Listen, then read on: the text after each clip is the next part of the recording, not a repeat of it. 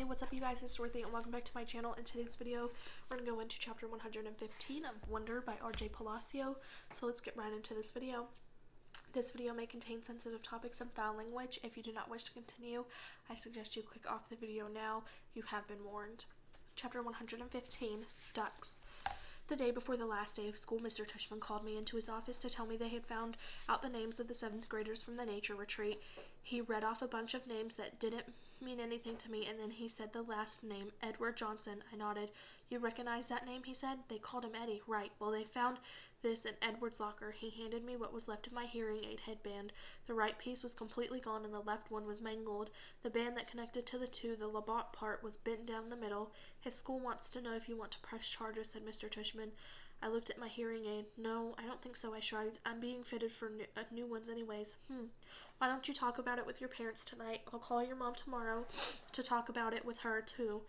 Would they go to jail, I asked. No, not jail, but they'd probably go to juvie court, and maybe they'll learn a lesson that way. Trust me, that Eddie kid is not learning any lessons, I joked. He sat down behind his desk. Augie, why don't you sit down for a second, he said. I sat down. All the things on his desk were the same as when I first walked into his office last summer. The same mirrored cube, the same little globe floating in the air. That felt like ages ago. Hard to believe this year's almost over, huh? He said almost like he was reading my mind. Yeah. Has it been a good year for you, Augie? Has it been okay? Yeah, it's been good, I nodded. I know academically it's been great for you. You're one of our top students. Congrats on the high honor roll. Thanks. Yeah, that's cool. But I know it's hard to share I know it's had its share of ups and downs, he said, raising his eyebrows. Certainly that night at the nature reserve was one of the low points. Yeah, I nodded, but it was also kind of good, too.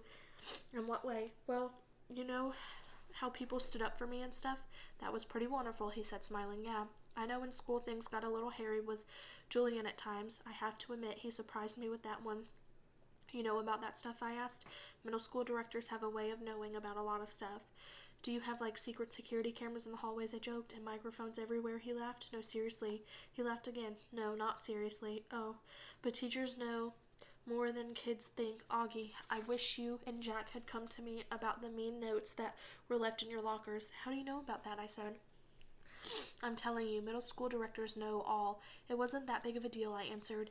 And we wrote notes, too, he smiled. I don't know if it's public yet, he said, though it will be soon anyway, but Jillian Albans is not coming back to Beecher Prep next year. What? I said. Honestly couldn't hide how surprised I was. His parents don't think Beecher Prep is a good fit for him. Mr. Tushman continued, raising his shoulders. Wow, that's big news, I said. Yeah, I thought you should know. Then suddenly I noticed the pumpkin portrait that used to be behind his desk was gone, and my drawing, my self-portrait as an animal that I drew from the New Year's art show, was now framed and hanging behind his desk. Hey, that's mine, I pointed. Mr. Tushman turned around like he didn't know what I was talking about. Oh, that's right, he said, tapping his forehead. I've been meaning to show it to you for months now. My self-portrait as a duck, I nodded. I love this piece, Augie, he said. When your art teacher showed it to me, I asked her if I could keep it for my wall. I hope that's okay with you. Oh, yeah, sure. What happened to the pumpkin portrait right behind you? Oh, yeah, nice. I've been meaning to ask you since I hung this up, he said, looking at it. Why did you choose to represent yourself as a duck? What do you mean, I answered. That was the assignment. Yes, but why a duck, he said.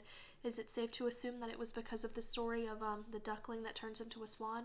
No, I laughed, shaking my head. It's because I think I look like a duck. Oh, said Mr. Tushman, his eyes opening wide. He started laughing. Really? Huh. Here I was looking for symbolism and metaphors, and sometimes a duck is just a duck. Yeah, I guess, I said, not quite getting why he thought that was so funny. He laughed at himself for a good 30 seconds. Anyway, Augie, thanks for chatting with me, he said finally.